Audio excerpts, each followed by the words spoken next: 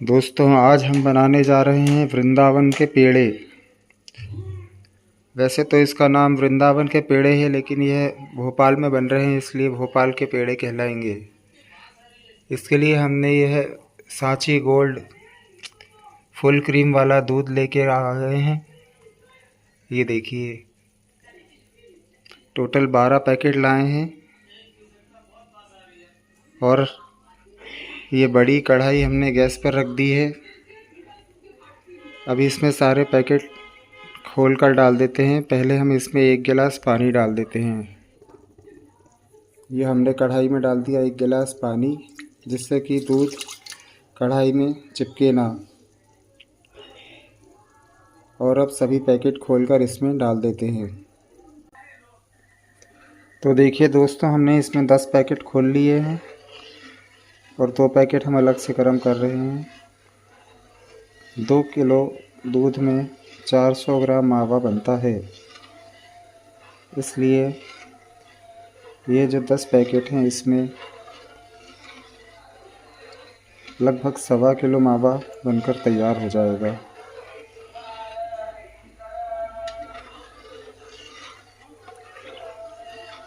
और इसमें डालेंगे हम शक्कर का बूरा।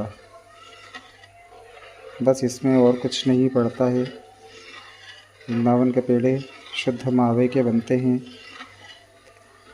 पहले जब हम वृंदावन जाते थे तो वहाँ के पेड़ों का स्वाद कुछ अलग होता था, और अभी कुछ साल से मिलावट और नकली घी की वजह से उनका वो ओरिजिनल टेस्ट जा चुका है। अभी पिछले महीने जब हम वृंदावन में गए थे तो हमारे बच्चे ने भोपाल से फ़ोन करके कहा था कि मेरे लिए 7-8 किलो पेड़े लेके आना, परंतु वहाँ अब वह स्वाद नहीं मिलता। इसलिए मैंने उसको कहा कि हम भोपाल आकर ही तुम्हारे लिए शुद्ध पेड़े बनाएंगे। लेकिन फिर भी 1-1.5 किलो तो हम वहाँ से लेकर आ गए थे, वह भी टेस्ट करने के बाद। लेकिन उसमें पहले जैसा टेस्ट नहीं आ रहा था। तो आज हम यह शुद्ध पेड़े बनाना शुरू कर चुके हैं। यह दूध उबलने में काफ़ी टाइम लगेगा, तब तक हम इसे ऐसे ही चलाते रहेंगे ताकि यह चिपके ना।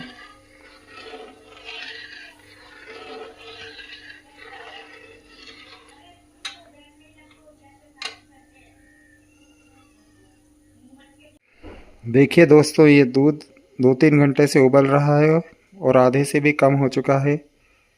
इसका कलर एकदम चेंज हो चुका है, बिल्कुल रबड़ी जैसा यह बन चुका है।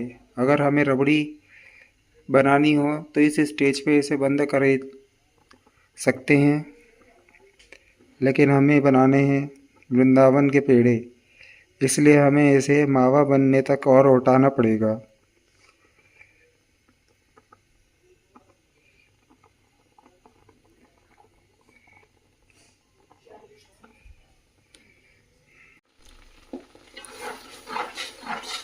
तो देखिए दोस्तों, मावा बनकर तैयार हो चुका है। बस इसे 10 मिनट और गाढ़ा कर लेते हैं। इसका कलर भी बिल्कुल ब्राउन हो चुका है। हमने इसे लगातार चलाते हुए पकाया है। हलवाई लोग इसमें गाढ़ा करने के लिए मैदा पानी में घोलकर डाल देते हैं, जिससे कि यह जल्दी गाढ़ा हो जाता है। इसीलिए बाज़ार की मिठाइयों का स्वाद नकली लगता है एवं वह उपवास में नहीं खा सकते हैं। लेकिन यह जो हम पेड़े बना रहे हैं यह शुद्ध मावे के हैं। इसे किसी भी व्रत में खाया जा सकता है।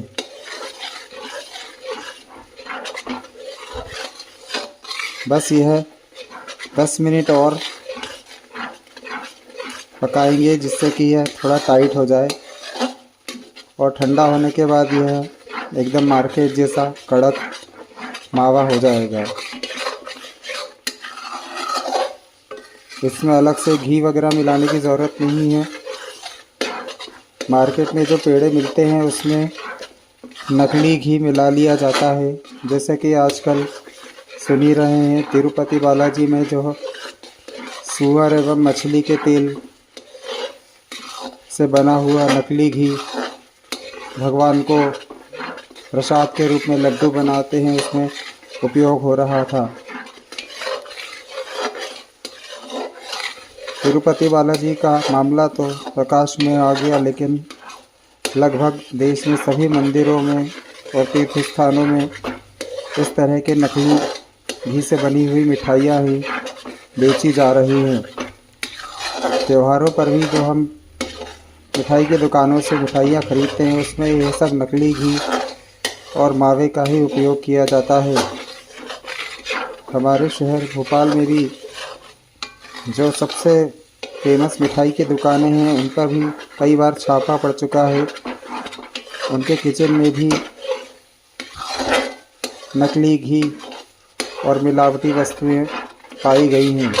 इसलिए बाज़ार से कभी भी मिठाई नहीं खरीदना चाहिए। खासकर जब हम भगवान को भोग लगा रहे हैं तो उसके लिए तो कभी भी बाज़ार की खरीदी हुई किसी वस्तु का भोग नहीं लगाना चाहिए। वृंदावन में जितने भी पेड़े वाली दुकानें हैं, वह सभी मिलावटी गंदे घी तेल से बने हुए मिठाइयाँ बेचते हैं, जबकि वहाँ हर श्रद्धालु बांके बिहारी मंदिर में और अन्य मंदिरों में भगवान को भोग लगाने के लिए ही पेड़े एवं अन्य मिठाई खरीदते हैं। लेकिन लालच ऐसी चीज़ है कि वह भगवान को भोग लगने वाली मिठाई में भी मिलावट कर देते हैं, क्योंकि एक बार जब लालच सवार हो जाता है तो फिर व्यक्ति की सोचने समझने की शक्ति गायब हो जाती है। इसलिए जब भी आप कभी भगवान को भोग लगाने के लिए कुछ भी खरीदें तो उससे पहले अच्छी तरह से पूछ लें, अन्यथा अपने घर से ही कुछ भोग बनाकर मंदिर में ले जाएं। भले ही वह आप एक पेड़ा बनाकर ले जाएं, लेकिन मिलावटी और गंदे घी तेल से बने हुए मिष्ठान भगवान स्वीकार नहीं करते हैं, बल्कि उससे पाप ही लगता है। तो देखिए, यह हमारा मावा बनकर तैयार हो जाता है। अब हम गैस ऑफ कर देते हैं और यह ठंडा होने के लिए पंखे के नीचे रख देते हैं। इसमें हम डालेंगे बारीक पिसी हुई शक्कर, और शक्कर के साथ हम इलायची भी पीस लेंगे। इसके अलावा इसमें कोई अन्य ड्राई फ्रूट्स, काजू किशमिश, बादाम, पिस्ता कुछ भी नहीं डलता है। हालांकि आप चाहें तो डाल सकते हैं, परंतु जो वृंदावन मथुरा के पेड़े होते हैं उसमें कुछ भी नहीं डलता है।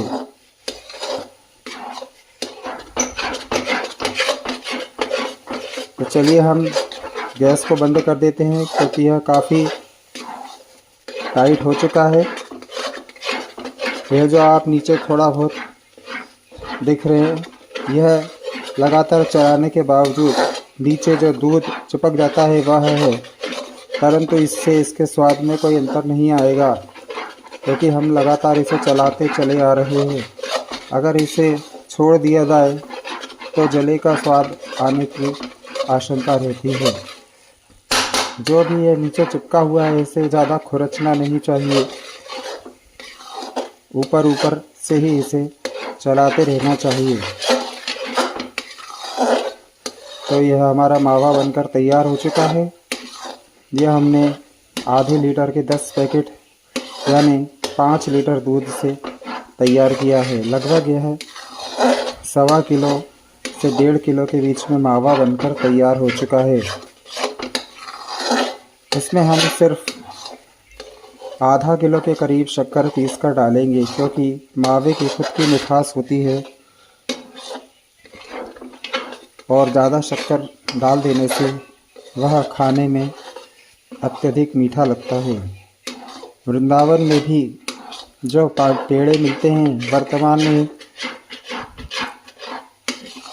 कम शक्कर वाले, के नाम से वह जो देते हैं 400 से 450 500 रुपये प्रति किलो की दर से बेचते हैं।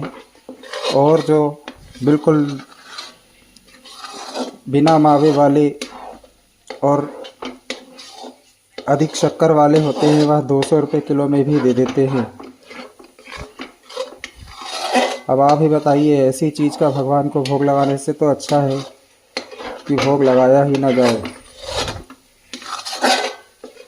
कि जो खुद हम खा नहीं सकते वह भगवान को भोग लगाने से क्या मतलब। इससे तो अच्छा है कि घर से ही कुछ भी बनाकर मंदिर में ले जाया जाए या अपने घर के भगवानों को ही भोग लगा दिया जाए। भगवान हमसे ये नहीं कह रहे कि आप मार्केट से पेड़े खरीद कर लाइए, ना ही कहीं श्रीमद् भागवत महापुराण या रामायण में लिखा है कि भगवान को पेड़े का ही भोग लगता है। आप चाहें तो घर का बना हुआ खाना, फल फ्रूट कुछ भी भगवान को भोग लगा सकते हैं। तो यह मावा बनकर तैयार हो चुका है। अब जब यह बिल्कुल ठंडा होकर सूख जाएगा तब हम इसमें बारीक पिसी हुई शक्कर मिलाएंगे।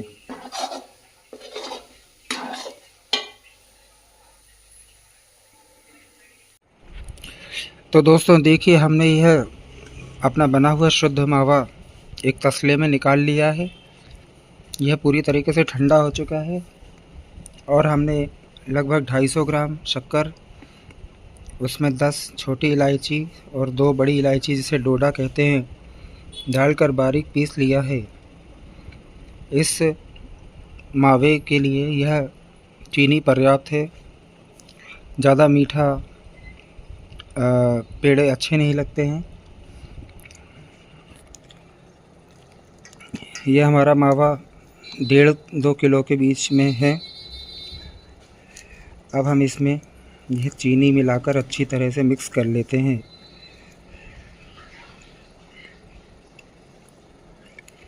कभी भी गरम मावे में चीनी नहीं मिलाना चाहिए,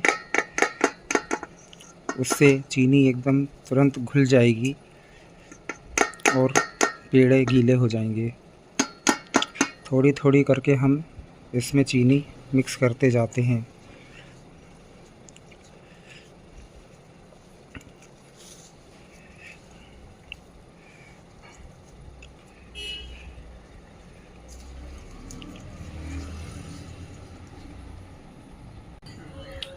दोस्तों हमने इसमें पूरी चीनी डाल दी है।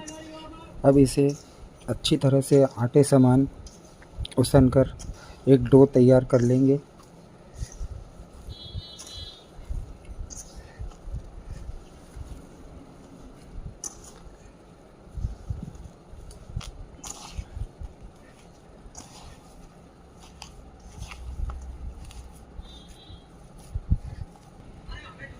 ये देखिए दोस्तों, हमने मावे का डो तैयार कर लिया है। बिल्कुल ठंडे मावे में हमने यह चीनी मिलाई थी, उसके बाद भी यह थोड़ा हल्का सा पानी छोड़ चुकी है। अगर इसे हम गर्म में मिलाते हैं तो यह बिल्कुल ही बहने लगता है। अब हम इस प्रकार एक हाथ से छोटे छोटे पेड़े बनाकर तैयार कर लेते हैं।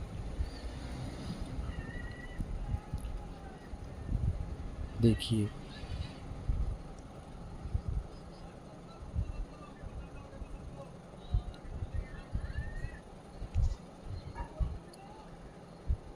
इसी प्रकार हम सारे पेड़े बनाकर तैयार कर लेते हैं।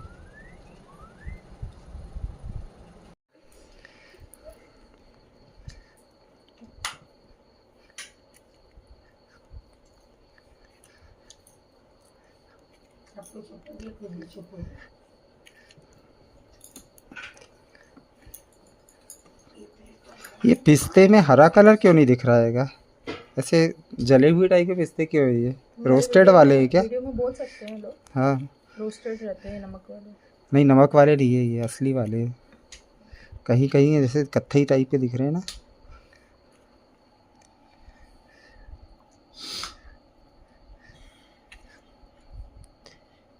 दोस्तों हमारे वृंदावन के पेड़े बनकर तैयार हो चुके हैं।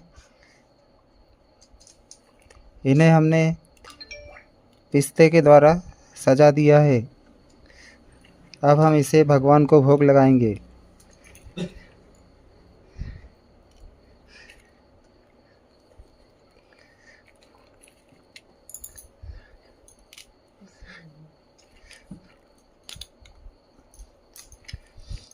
वो वाली प्लेट ले आना। हो जाओ, दूसरी प्लेट लानी है। अच्छे से चल रहा है पिस्ता लगा दिया जाएगा।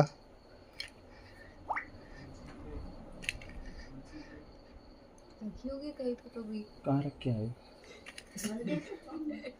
मंदिर के उधर होगा, देखो। जब भी हम घर आए तो बहुत देर चल रहा है अभी। चल रहा है।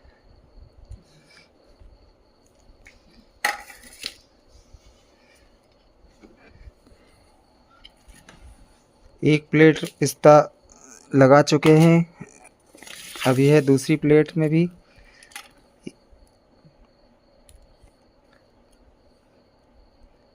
इस प्लेट में हमने गोल लड्डू के आकार के पेड़े बनाए हैं और इसमें पेड़ों को थोड़ा सा हाथ से दबाकर चपटा कर दिया है।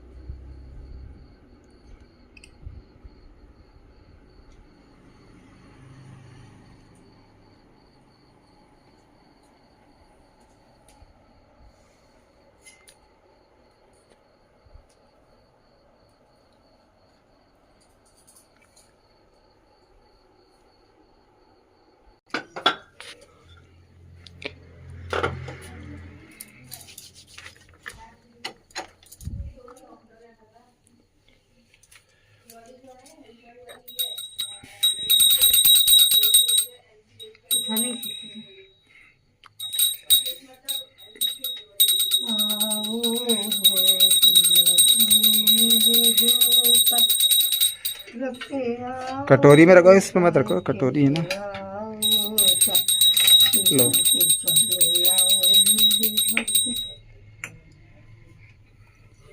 देखिए, वृंदावन, मथुरा, गोवर्धन के पेड़े भगवान को अर्पण किए जा रहे हैं। साथ में यह मलाई चाप, छेना रोल भी भगवान को अर्पण की जा रही है।